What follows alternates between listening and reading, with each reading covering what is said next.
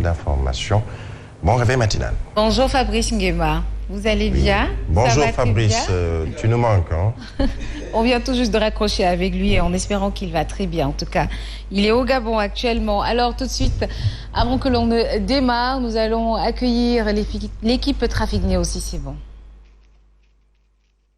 Nous allons revenir tout à l'heure avec l'équipe Trafic News. Bonjour Birahim Touré. Rebonjour Yacine, nous allons y aller directement au tableau.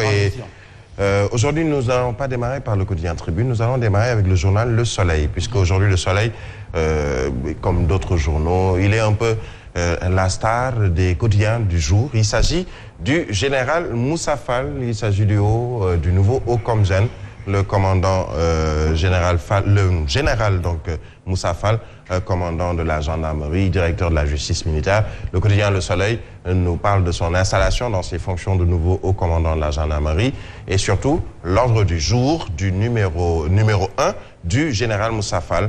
Entre autres, il y a la LGI qui sera portée à 3 groupements, le GIGN, le groupement cette infanterie et surtout cette élite de la gendarmerie qui sera remis à niveau, vers une montée en puissance du centre de renseignement et des opérations et du centre d'anticipation et de prévention, un effectif de 20 000 gendarmes à l'horizon 2025 et surtout cet appel à la retenue et à la discipline militaire. Le général Moussa Fall qui fait également la une du journal Vox Populi et qui revient sur ce nouveau haut commandant de la gendarmerie qui annonce déjà la couleur, une main de fer pour faire régner l'ordre. C'est en tout cas son objectif. L'effet final recherché, selon le général Moussa Fall, il s'agit entre autres de lutter contre le terrorisme, les violences, etc. Et il dit tout de go, sans ordre républicain, il n'y a ni sécurité ni liberté. C'est en tout cas ce qu'il estime, ce qu'il pense, le général Moussa Fall. Et aujourd'hui, la question est, est-ce que tous les moyens seront mis à sa disposition pour justement cette lutte? À la une du journal Le Quotidien, après son installation hier, donc ce jeudi, Moussa Fall, qui monte la garde. Bâtir une gendarmerie ancrée dans les valeurs républicaines. Tous les échelons opérationnels devront s'attaquer aux violences urbaines et rurales. Le général qui est pratiquement sur d'autres quotidiens, par exemple le journal Tribune, qui revient sur les objectifs notamment du général Moussa Fall. J'y arrive, voilà pour le quotidien, le quotidien Tribune. La lutte contre le vol de bétail, il y a la coupe illicite de bois, la criminalité transfrontalière et la cybercriminalité. Le général Moussa Fall veut faire du Sénégal un sanctuaire à l'abri de la menace terroriste. En tout cas, c'est son vœu le plus cher et il veut se doter des moyens nécessaires pour cette lutte. Nous restons justement avec cette une du quotidien Tribune qui aujourd'hui, par exemple, revient sur la violence qui est fréquente plutôt le lycée des Parcelles-Assainies. Un élève qui tue un camarade, un autre élève, à l'aide d'une brique. L'école, un terrain fertile de violences multiformes, selon le journal Tribune. Plusieurs agressions contre des enseignants déjà enregistrées. Et au-delà de l'école ou des lycées, il y a également l'université. Et le constat, il est pareil un peu partout. Alors, quel est le problème? En tout cas, avec la photo de la victime, un jeune homme qui a perdu la vie du fait d'un autre de ses camarades. Tribune qui revient également sur la politique avec le gonflement de ses rangs. Khalidou Niasse du Parti démocratique sénégalais qui rejoint Gëm Sa Bopp. Pratiquement maintenant c'est devenu au quotidien. Le point de convergence. Oui, Gëm Sa Bopp ou le siège de Gëm Sa Bopp qui est devenu un point de convergence ou un point de ralliement pour peut-être certains frustrés de certains partis ou certains qui estiment qu'il y a peut-être mieux que ce que propose Gëm Sa Bopp est peut-être meilleur pour eux. Bon, en tout cas, allez savoir, est-ce que c'est l'équation du nombre ou est-ce qu'on va vers... Ils adhèrent à la philosophie Gëm Sa Bopp en tout cas. C'est une philosophie. Maintenant, est-ce que c'est seulement un nombre ou est-ce que cela va se concrétiser peut-être pour les élections locales? On verra. Merci. En tout cas, un autre homme politique également fait la une du quotidien Tribune. Il s'agit de TAS, Thierno Alassane Sall, qui démolit le chef de l'État. Certains ont vite fait, il y a 48 heures ou 24 heures, de dire que il veut aller vers les prairies marron beige. Mais en tout cas, selon cette sortie, c'est plutôt le contraire. En catastrophe, le président de la République, Macky Sall, Amul Morom Ben Lefi. Donc c'est un peu pour singer certains qui reviennent sur le Gloria et cette publicité à la fin. C'était quoi la signature? Gloria Amul Morom Ben Lefi. Alors lui, il dit du président que, bon, finalement, Momo Amul Morom, que Ben Lefi. Le président Macky Sall, justement, à la une du Sud Quotidien. Et c'est sur la tenue des élections locales, consensuelles et sans contestation.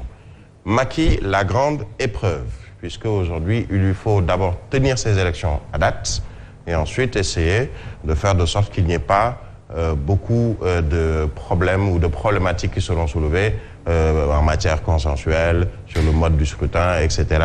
Tout ceci fait partie des priorités pour le président Macky Sall. Et Source A, qui revient sur la promulgation de la loi portant futur code électoral. On ne parle plus là de code pénal ou code de procédure pénale.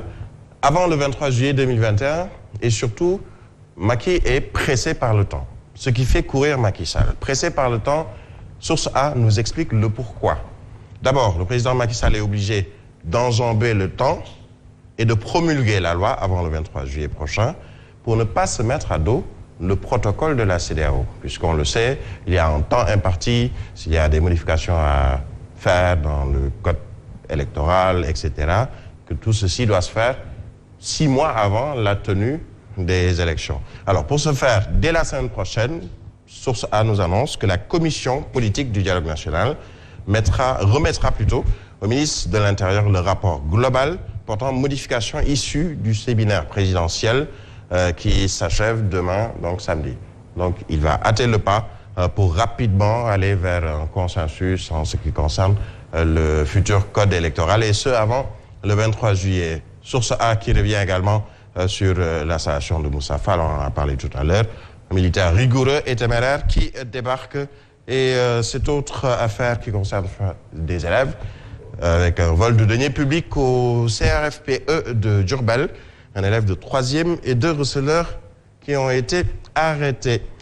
Autre quotidien, et cela fait également la une de plusieurs autres quotidiens, il s'agit de l'OFNAC et surtout la loi sur la déclaration de patrimoine. Ça tarde. Certains n'ont pas encore accompli cette tâche de déclarer leur patrimoine. Et Réumi Quotidien nous parle de plusieurs obstacles qui sont comptabilisés. Vox Populi, par exemple, qui également revient sur ce fait, à savoir la déclaration de patrimoine, avec un chiffre, quelques 1247 qui devaient déclarer leur patrimoine, et certains qui ne l'ont pas encore fait. Et selon Vox Populi, seuls 59% des assujettis ont fait leur déclaration de patrimoine.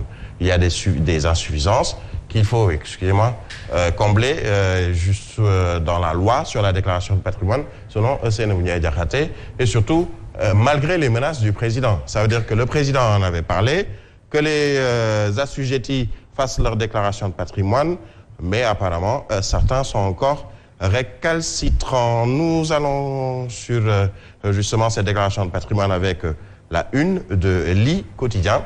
Pourquoi ça coince toujours? C'est une question que se pose l'I Quotidien qui essaie de trouver une réponse.